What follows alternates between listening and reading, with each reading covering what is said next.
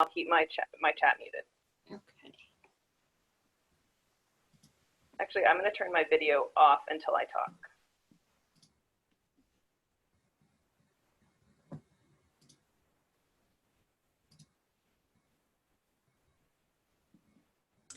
I'm going to mute myself since I won't be talking. Don't want to get any noise in, so.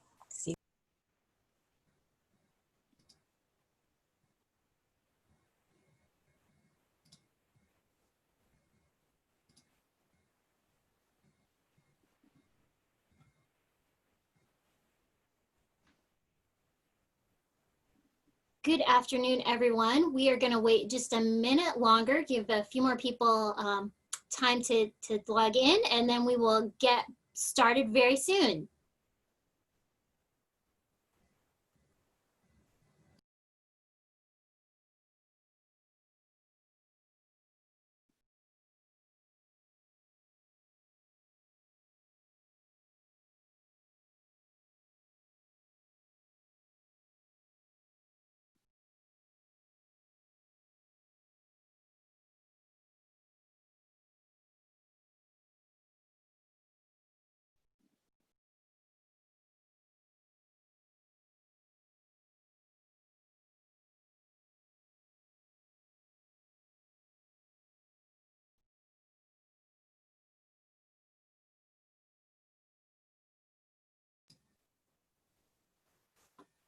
All right, folks, it is 2:16 and we're going to get started promptly. So welcome to the King County Library Systems online presentation of Make and Take Care of Your Own Sourdough Starter with popular author Cynthia Lair.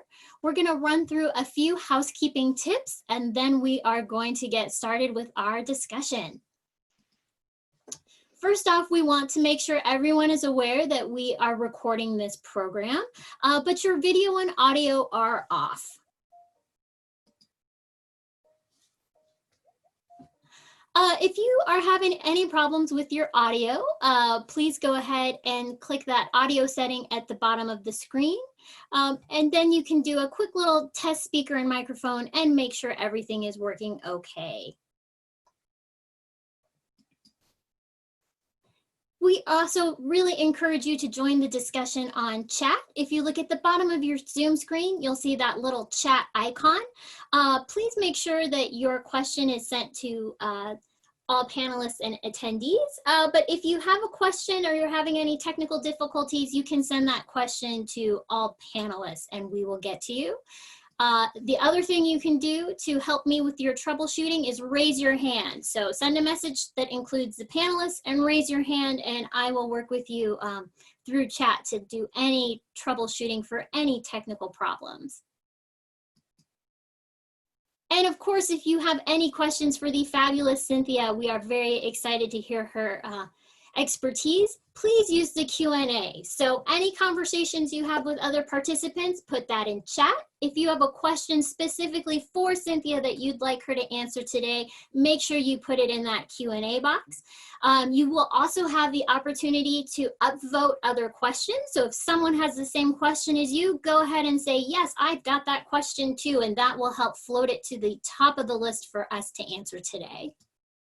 And just one more reminder for those of you who've logged on that this program's being recorded, so you'll be able to watch it on our YouTube channel later, and your video and audio are turned off.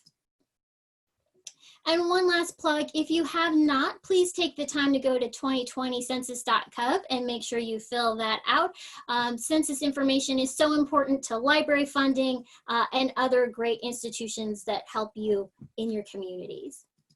And with that, I'm going to hand it over for introductions.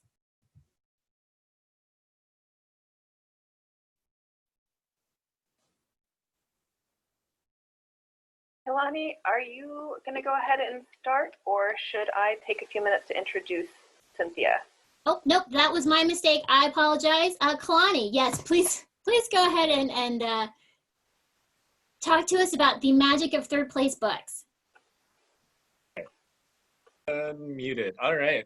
Well, yes. Hello, everyone. My name's Kalani. I am the offsite event manager by Third Place Books. Certainly does not get any more offsite than this, working on these events offsite in our own living room. So we really appreciate being part of this. So big thank you to Sasquatch Books, Cynthia Lair, and of course KCLS for letting us be a part of this event. We've actually been keeping pretty busy with at Third Place Books with our events. We've been doing a lot of other live stream type of events with some of our other organizations. This is actually going to be like something like the 14th live stream event that we are going to be doing for the month of May. So we've been keeping really active. We do encourage you to please go to thirdplacebooks.com and check out some of our other events that we are doing. And while you are there, we have a lot of other great things for you to look at. We've been updating our blog several times a week, so we have a lot of new content there. Also, big news, most recently, we are starting to do curbside pickup now at all 3 of our store locations. So if you are looking to get a copy of Cynthia's book, we have some copies available in store. We also will be able to ship them out. We are offering free shipping for any order over $25. So please make sure to visit Third Place Books and make sure to follow us at Third Place Books and on Instagram and Twitter and Facebook and all your social media needs.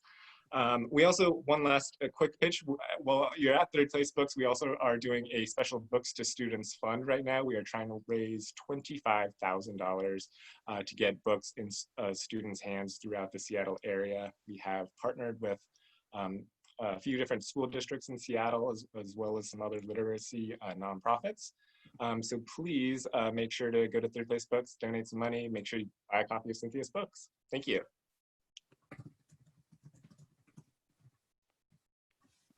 Thanks so much, Kalani, and hello to everyone. We appreciate you joining us today. My name is Kristen. I'm a program assistant for Adult and Diversity Services at King County Library System. An adult librarian from Bothell Library, Kirsty Cameron, put this program together with Cynthia. Thank you for that. She and Cynthia are the reason why we're here today. We are incredibly pleased to present Cynthia Lair, local author and sourdough expert. Yeah, I have uploaded to YouTube. Check the KCLS catalog for ebook copies of Cynthia's books while we're still not allowed in the libraries. Both Sourdough on the Rise and her earlier classic, Feeding the Whole Family. Cynthia has taught at Bastyr University since 1994, where she founded their Bachelor of Science in Nutrition and Culinary Arts degree program. She's written 3 books, countless articles, and performed a TED Talk, How to Cut an Onion and Be Present with Your Food. Cynthia and her family have lived in Seattle for over 25 years, and we are very lucky to have her here with us today. Cynthia? Hello. I'm coming, yay, hi. Thank you so much for deciding to spend time with me and Sourdough today.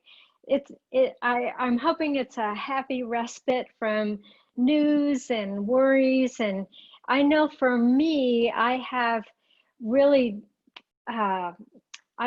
gotten even deeper into the sourdough. So this is today's bake. It's still a little bit warm. She's pretty nice. And so I've been baking a loaf of this rustic sourdough boule for a friend every week, and then hand delivering it with a mask in a paper bag.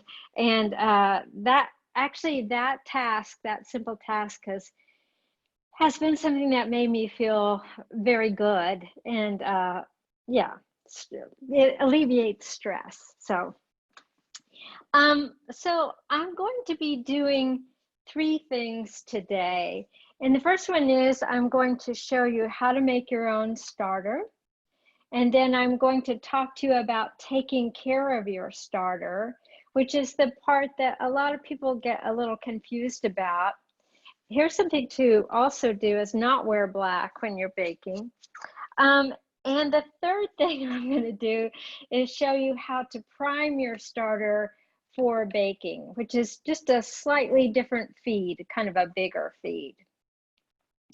But a few big picture things that I wanted to go over before I get started is I am not a professional baker. I'm a home baker. It's true I'm a cooking teacher, but I haven't been a baker all my life. And so I'm addressing in the book and today the needs for somebody that maybe bakes a loaf once a week, doesn't have controls of temperatures like bakeries do. So I'm always working on finding creative ways to solve those obstacles.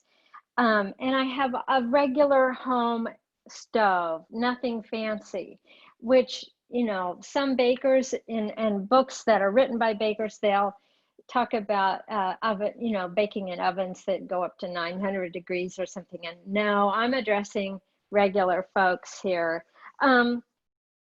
Another thing that I wanted to talk about, just as a big picture item, is that sourdough starters are dynamic. That means they are alive. There's beings in there that are reproducing and living and eating and eliminating and dying. And all of that process, just like for any being, is affected by the environment, by temperature, by weather, by how often they're fed, whether you're nice to it and talk to it. All those things affect your starter. So thinking that it's going to be a science project that is static, you know, you do this and you get this result and this result is always the same result, is not the way it is. You have to be a little more improvisational and intuitive about it. This is Dottie. Isn't she cute? And I've had Dottie, this is my first starter. I have 3 right now, and Dottie was my first. She's about 10 years old, and she looks great in there. Yeah, I don't know if you can see in there or not, but she looks really good. Now, another thing I wanted to mention before I just get into the process of making your own starter is why you would want to do it yourself. So I've run into people who are like, yeah, I'm going to buy a starter. And that's questionable, and I'll tell you why in a second. Or they think, well, I have to get one from someone, and you can certainly do that. And sometimes there's a sentimental aspect to getting a starter from somebody else, like your grandma or a good friend or something. But I've made starters for people, and I find that unless you go through the process of actually making it and taking care of it, you don't have as much understanding and intuition about your starter.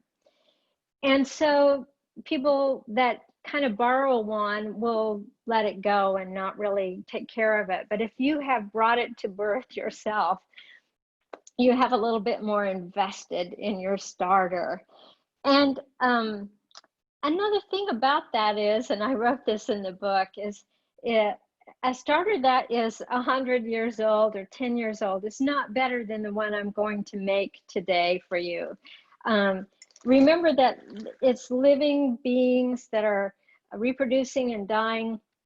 And so even if I got a 100-year-old starter from a saddlebag from San Francisco or something, once it comes into my care, it's going to start developing the microorganisms on the flour that I use and the wild yeast that's in my kitchen. And so it's going to become my own, with my own tastes, with its own taste and with its own flavor. Okay, so let's get started. So this is a wide mouth 1-pint jar, and I find this is ample. Some people have starter like a quart or a half gallon. I don't know what you would need that much for. So this is manageable and it's easy, and a jar like this doesn't cost too much. And what I have in here is around a half a cup of flour.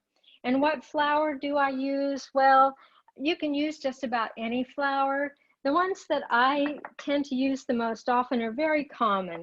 So I use rye flour. Starters really like rye flour. And I use unbleached white flour. Why unbleached? Because bleach kills microorganisms and friendly bacteria, so that would not be too good. And I use whole wheat bread flour. I also sometimes use a whole white flour, which is a whole grain, but has less color in it. But I don't go out and try to find really fancy flours because I want to make sure that what I'm doing is something that's relatable to other people. We don't want to make it hard. So, okay, so that's it. That's what's in here is part rye and part white flour right now. And then I'm going to add enough water that I get a consistency of kind of a milkshake, a thick milkshake or pancake batter like consistency. And I'd like to tell you exactly how much water that is. Usually it's 1-to-1, the amount of flour to the amount of water. But it also depends on if the flour you're using has a lot of fiber in it, because that will take up more water. Like rye flour has a lot of fiber. And that's why I'm not just dumping water in here, I'm adding it a little at a time. And I'm using lukewarm water because the microorganisms and the yeast in the starter like warmth. And we're going to be talking about that quite a bit, but they just, if everything's too chilly in there, they're just going to be, nah, I'm not doing it. So who's in here? I just want to go over that for a minute. And by the way, chopsticks make a great stir for starters. So I keep a lot of those around. Who's in there? Obviously flour, water. And then there are microorganisms or friendly bacteria, whatever you want to call it. Those come from the flour that you bought and put in here. They naturally live on the flour and they come to life when they come into contact with water. Microorganisms, and then wild yeast. And the wild yeast actually comes from the air, from your hands, it's everywhere, and it comes in there. And those four things, the flour, the water, the microorganisms or friendly bacteria, and the yeast, wild yeast, live in there symbiotically. That means they don't compete for food. They help each other out. So the excretion of the microorganisms, which is a conversion of starch to sugar, there I got kind of nutrition-y, those sugars feed the yeast. And the flour that you feed it every day feeds the microorganisms, and the yeast die and they become protein for the microorganisms. So everybody's kind of living together, feeding each other. So this is pretty good. I'm going to walk over here and just so you can see in camera. It's kind of thick, not as thick as a cookie dough, but more like a pancake batter. Yeah. Okay, then the last thing I'm going to do for my starter is I'm going to plop a grape in there, and I'm going to come around again. This is not necessary, so you don't have to go out and buy a bunch of grapes to make a starter. This is like a handicap. It's an extra step that you can do just to encourage the wild yeast to come into your starter. So on things like plums and grapes and other fruits, there's this kind of white blush. Do you see that? And that little white blush on there, which sometimes we rinse off if we're going to eat them, but you don't really need to do that. But that white blush on there is wild yeast. So by putting that in my starter, the wild yeast that are naturally in your home are going to go, oh, look, there's friends down there, and they'll be more likely to come in. But they can come in without it, so don't worry about that. Cynthia, let's get a question from the audience. Yes. Sure. Someone would like to know how much flour to start the flour, and do the different flours give breads a different taste? The different flours don't give breads that much of a different taste because the tang of the starter is so strong. And that's the flavor that's going to come through. And I had around a half a cup of flour in here, about a quarter cup of rye flour and about a quarter cup of unbleached white flour. So flour, water, and that grape in there. Then you want to cover it lightly. And there's many things you can use.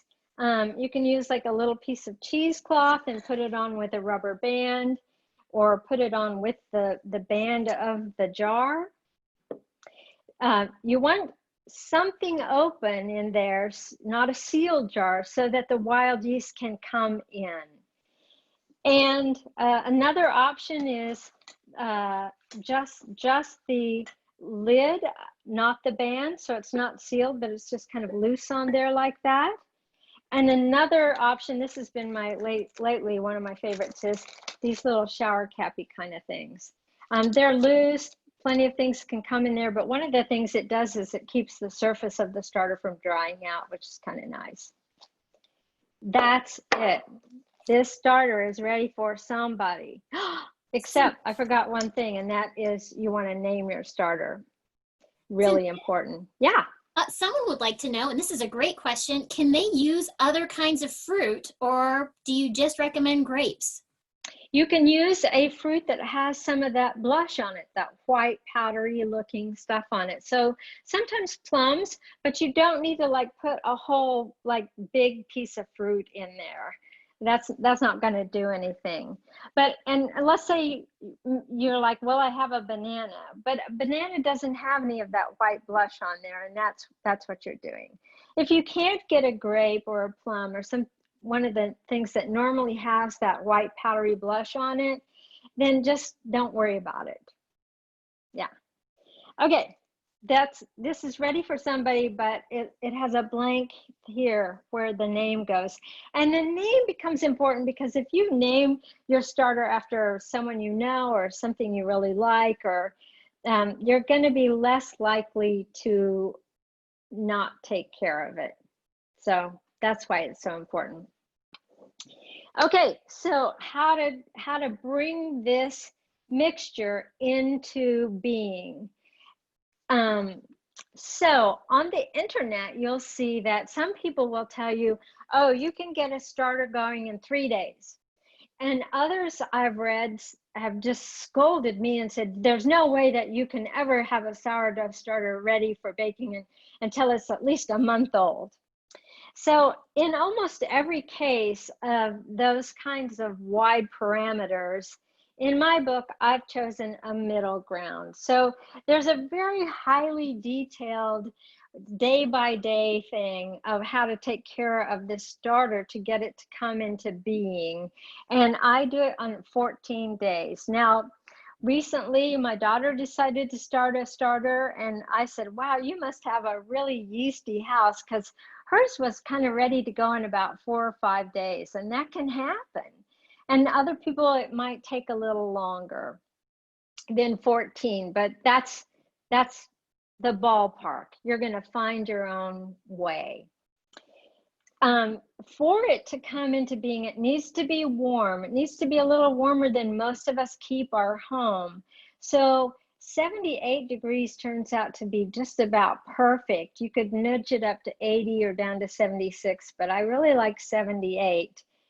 And there's a whole list of ways to find warm places in your house or create warm places in your house. Like I have an ice chest, a cooler with a light in it, and it's like a perfect 80 degrees in there, and I can rise bread in there or keep starters in there or whatever I want to do. And pay attention to the surface that it's on too, because if you put this on like cold granite surface, it's not going to get warm enough for the beings to reproduce and come into life. Under a little light, in a wool hat, in a closet that's warmer than the rest of your house, you'll find your way. And you're going to feed it probably every day or every other day. And feeding means that you add a little flour and a little water and stir it. And I like to always talk to it a little bit too. You don't want to feed a starting starter too much. So if I stick a half a cup of flour in here and a half a cup of water, there's not enough beings alive yet in there to eat that much. And it's going to kind of weigh it down, and it's going to get a little bit lethargic. So that's just a little bit at a time. I think I recommend a couple tablespoons a day. And as it starts to build up, like if it gets up to about here or so, then discard half of it. I call that leaning it out. And that actually really makes it stronger, which is quite amazing. Yeah. We've got a question. In summer, can a starter get too hot? Yes, it can. So, so let's talk about your starter that may have gone bad. A lot of people throw out starters that they think are bad that aren't really bad. So let me tell you what's not really bad. And then I'm going to talk to you about what is bad. Okay, so one thing that you want to get into the habit of is, of course, feeding and looking and at your starter every day, but also smelling it and sticking your finger in and tasting it. When your starter is doing really well, it has almost like a beer, like a yeasty alcoholic. It's a good smell, and the taste is going to be tangy. Great. If your starter gets kind of like a white film on top, that's okay. If your starter gets a little crusty, even kind of gray, and you know, maybe there's even like it looks kind of gray and thick and moldy, just shave that off and get rid of it. That's not a dead starter, okay?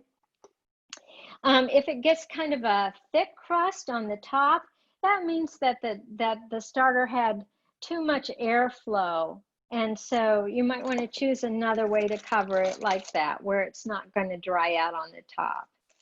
All those are okay. If your starter develops some hooch, that's that layer of liquid that is on the top. It can be clear, pale yellow, gray. Yep, all those are okay.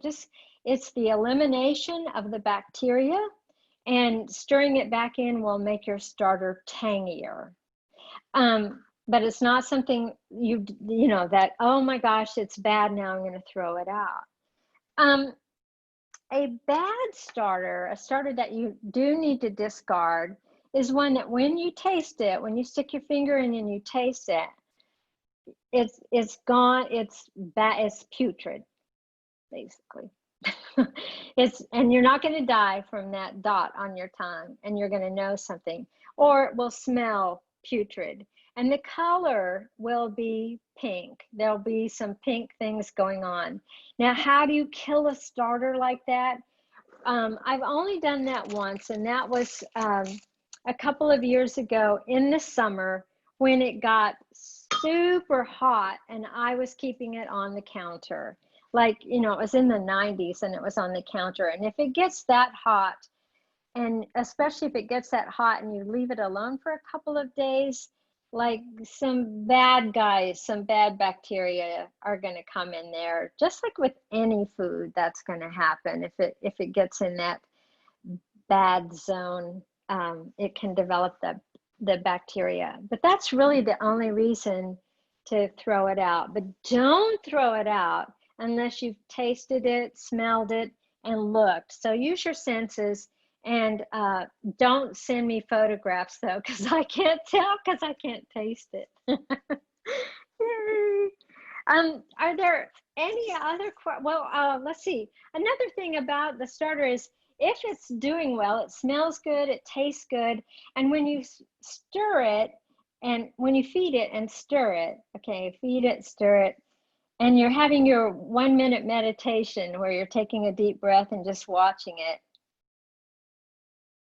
it's a good thing to do. You'll start to see bubbles form. Bubbles, bubbles, bubbles. Cynthia, we do have a question. Yeah. And this is a good one. Is there any use for the portion of discarded rising starter?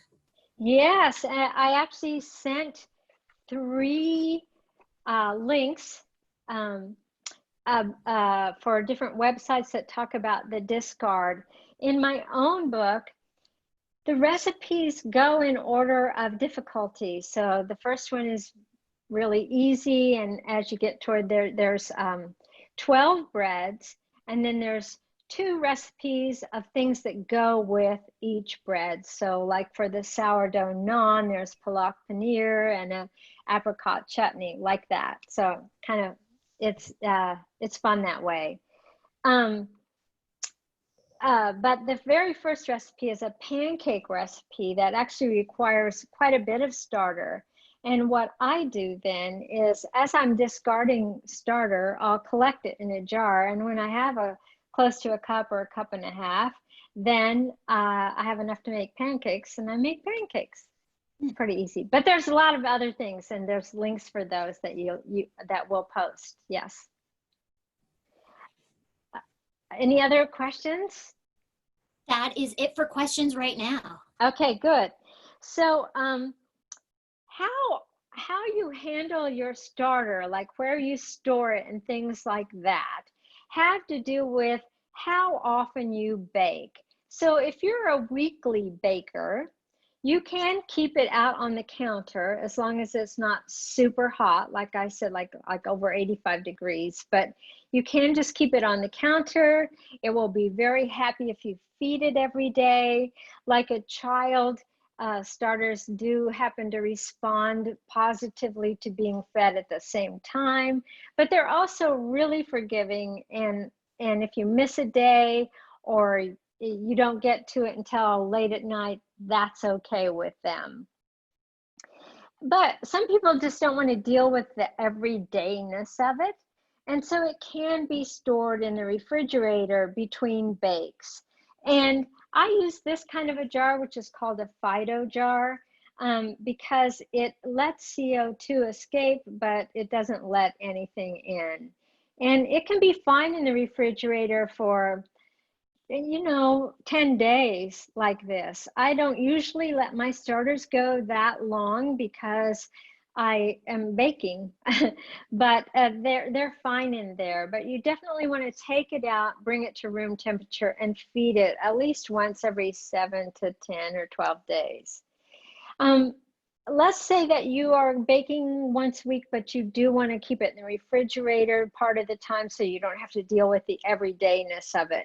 So you can keep it in there like 3-4 days a week, take it out, bring it to room temperature, feed it, prime it, which I'm going to do in a second, and then use it, and then feed it, and then put it back. So it's in for 3 or 4 days and out for 3 or 4 days. That works too. And then the next question that usually comes up is, well, what if I go away for 2 weeks or a month or whatever? Well, you can give it to a friend and ask them to feed it like you would your pet. That's one way. You can also freeze your starter, which I've done, and the directions for that are in the book. And you make kind of a cookie dough kind of thing out of it, seal it, put it in a sealed container and freeze it. And then when you come back, it can be a month or two. You have to bring it back to temperature, give it warm water and food, and it comes back to life. That had to be one of the most fun days of working on the experimentation of this book, was when that worked. I was like, yay, this is awesome. So kind of the last thing I want to show you is how to prime your starter for baking. And what that really means is you're kind of giving it a big feed, which encourages it to double overnight. So first of all, let me show you one that doubled overnight. This is Mason. Here we go. And I hope you can see. It's hard to see in starter jars, but here's where it started out last night, and here's where it is right now. And you can see all the air bubbles in it. And so it turns from something kind of thick and sticky and viscous to something really frothy because all of that air that developed in there. And this is an indication that the yeast is really ready to go. Everybody's ready to go if this doubles overnight. So here's how you do that. You want to know the weight of your jar without anything in it at all. So hopefully if you have a duplicate or something, you can find that out. And you can see on the bottom of my jars, I have the weight there. And I'm going to tell you how to do it without a scale too, so don't panic. This one, I already have pre-measured out some starter that I'm going to use to do this. So what you want to do is create a 1:1:1 ratio of starter, flour, and water. This is how to prime your starter for baking. Now, the 1:1:1 can be 25 kilograms, it can be 50, it can be 75. I've seen everybody do all of those numbers and they all work. Of course, if you do 75 grams of starter, flour, and water, you're going to end up with more starter, which you may need if you're baking 2 loaves or something. And again, I'm just flying in the middle ground, so this has 50 grams of starter in it. So I know how much the jar weighs, which was 250 kilograms, and I know that I want to do a 50-50-50 ratio. And so this one will weigh 300 grams, or 300 kilograms. Oops, come on. And it does, yay. So, good, I've got 50 grams of starter in there. Now I'm gonna tear out my, not tear out, but T-A-R-E, my scale, which means press 0, so it says 0 there, and I'm going to add 50 grams of flour, and I had already measured this out, so I knew that. Yay! And then I'm going to press 0 again, and I'm going to add 50 grams of lukewarm water. Got to do that slow.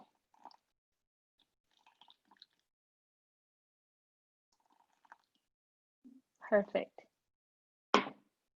That's it.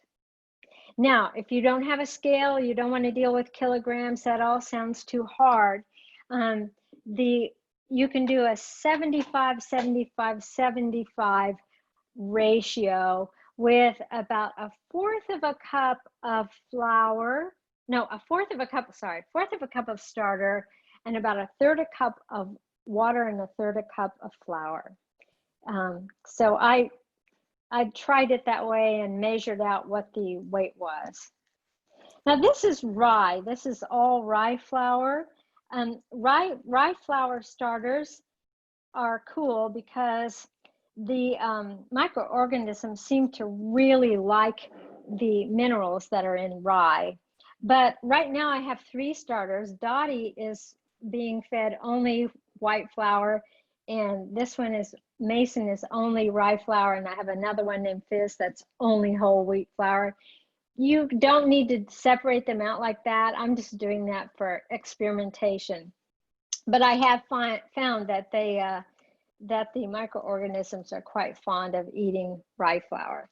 And what's in here, I'm going to come around again, is really sticky and viscous. Yeah. I mean, this is sort of like stirring peanut butter.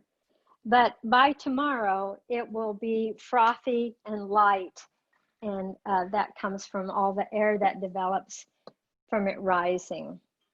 So there it is, and now this turns out to be kind of fun and important, and that is I like to mark where the top surface is so I can tell when it's doubled.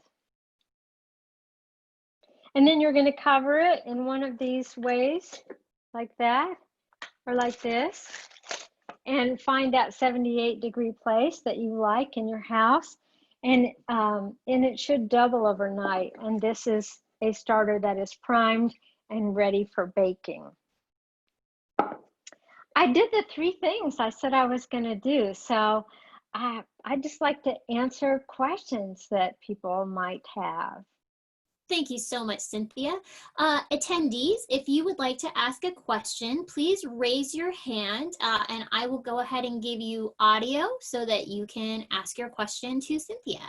Yay. And while you are thinking of your questions, we do have one in chat.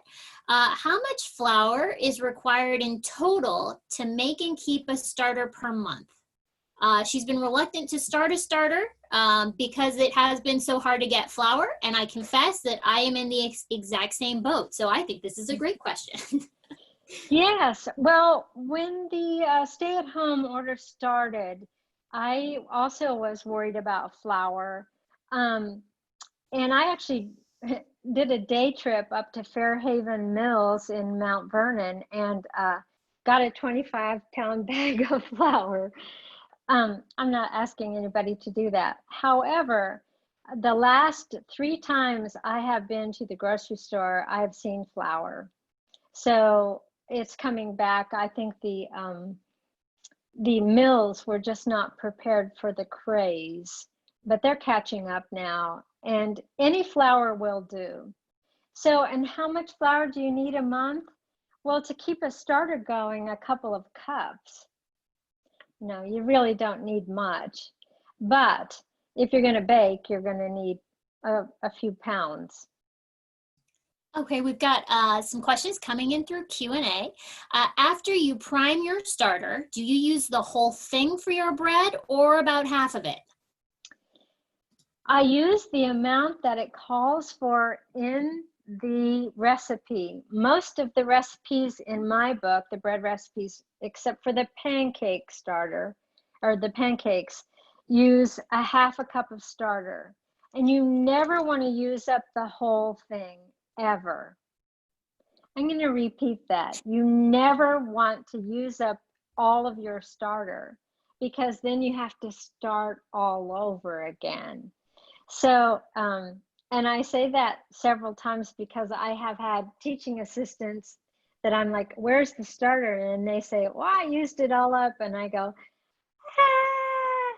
ah. So you always want to leave about at least 2 tablespoons of starter in there. I like to leave about a 1/4 cup. So that means if I'm going to bake and I need a half a cup, instead of discarding it for a couple of days, discarding half of it, I'm going to build it up slowly. You can't just build it up overnight. You need to build it up slowly. Great. Kathy wants to know, so you recommended adding a grape when you first start the starter, but how long do you wait until you take the grape out? Until every time you feed the starter, you see it bubbling. Then you don't need it anymore.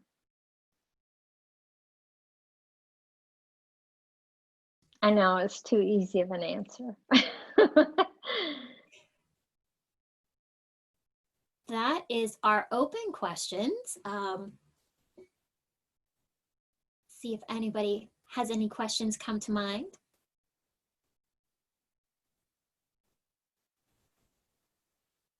Yes. I'm going to unmute myself because I've got a quick question. Great. As a lot of folks, I've been watching a lot of internet videos about cooking and baking, and I've watched several about sourdough. Everyone seems to have some different ideas about it. When it comes, is there something called a leaven or a levain that you can tell me about? I've heard that mentioned in several recipes. Is that the thing that you create from the starter for your Yes. loaf? Yeah, so let's say I'm going to bake bread today, and I'm going to use Mason here because he doubled overnight and he's ready to go. And I put a half a cup of starter and some flour and water together, and I stir it up. So some people call that a pre-ferment. I don't, because this was fermented and that's going to ferment, and so I don't, that's too many of the same word. Then a lot of people call that the levain, which is fine. I use the old 70s name for that beginning of the bread, which is a sponge. And the reason I do that is because it's a word that's not going to be confused with ferment, and it's not going to be confused with leavening. It has other names too. Poulish is another name for that beginning of the bread. It seems like every country has a different name for it, but I'm going with Laurel's Kitchen and sponge.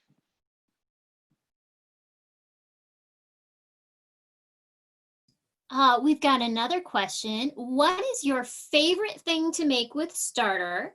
Or is that a pick that you, oh, I'm not quite sure. Christy, do you want to jump on with the second half of this question? Well, we can start with the first half. What is your favorite thing to make with the starter?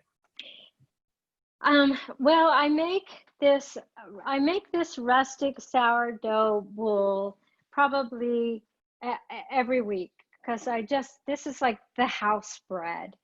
And there's just my husband and I here. So I cut it into quarters and I freeze 3 of the quarters, and we eat 1 quarter and then bring out the next when we need to.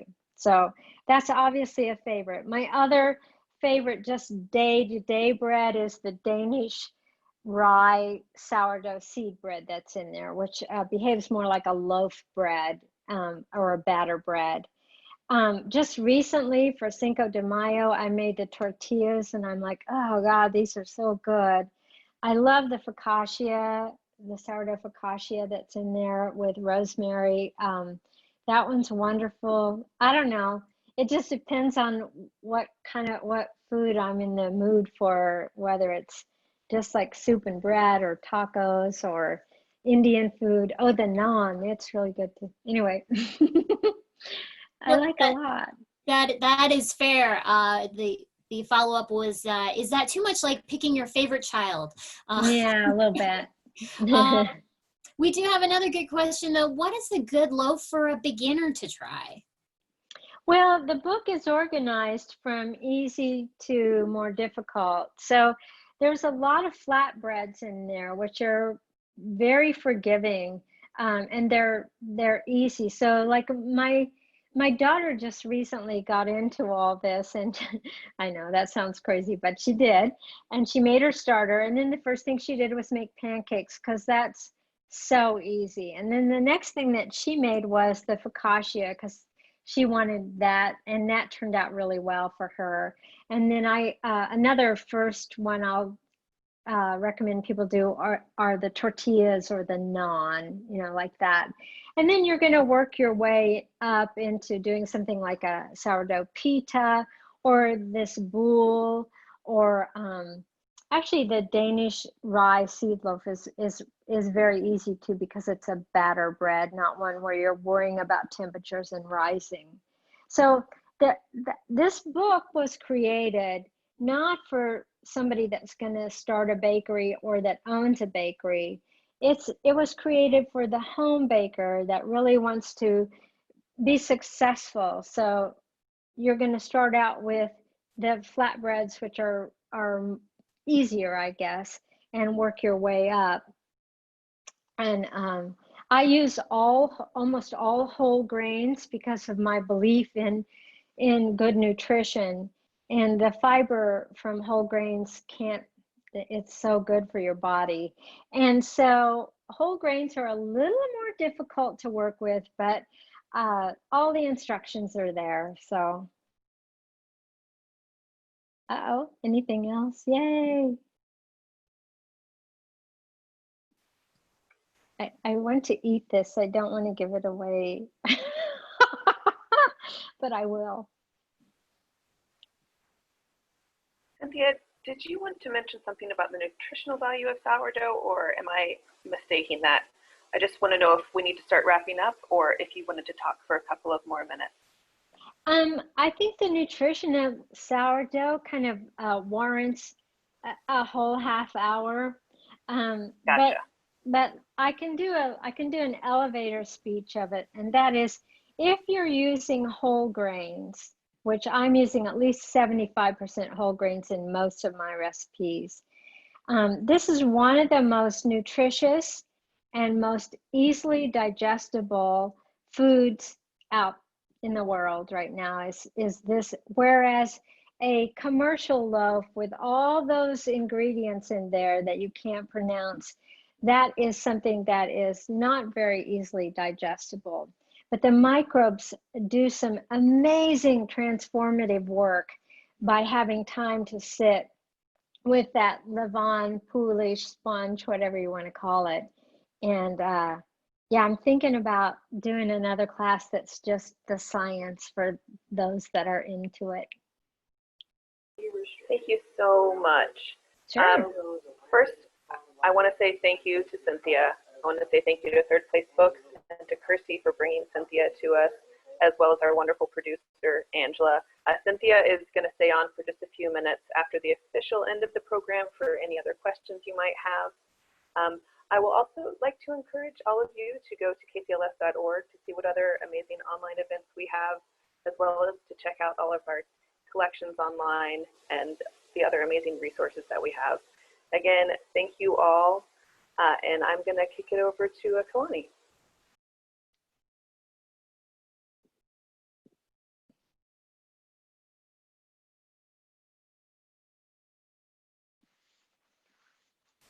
I think you're muted, Kalani. Hold on just a sec.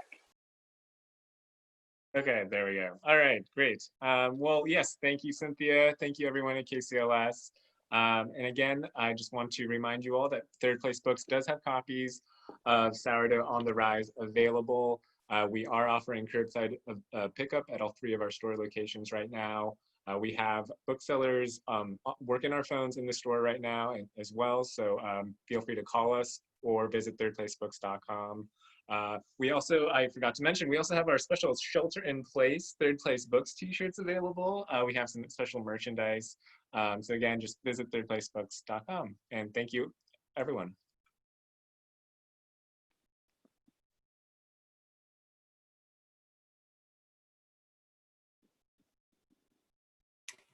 Well, thank you, everyone. I think that officially concludes the end of the program. If you have any last follow-up questions for Cynthia, feel free to stay on the Zoom chat and raise your hand, and I can give you audio, or you can always throw that question into the Q&A and we will get your question answered for you. But thank you once again for showing up today. Yes, thank you so much for being here.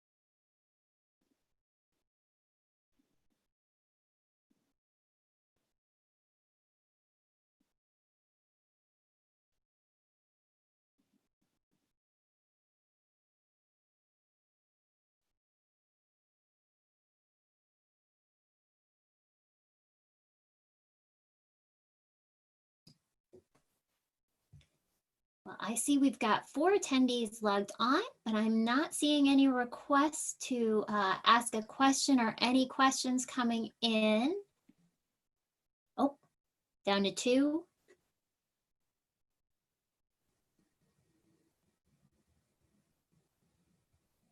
All right, I think you're good, Cynthia. So thank Yay. you very much. Fantastic presentation. I learned a lot. Oh, good. Well, me too. I learned by doing them too.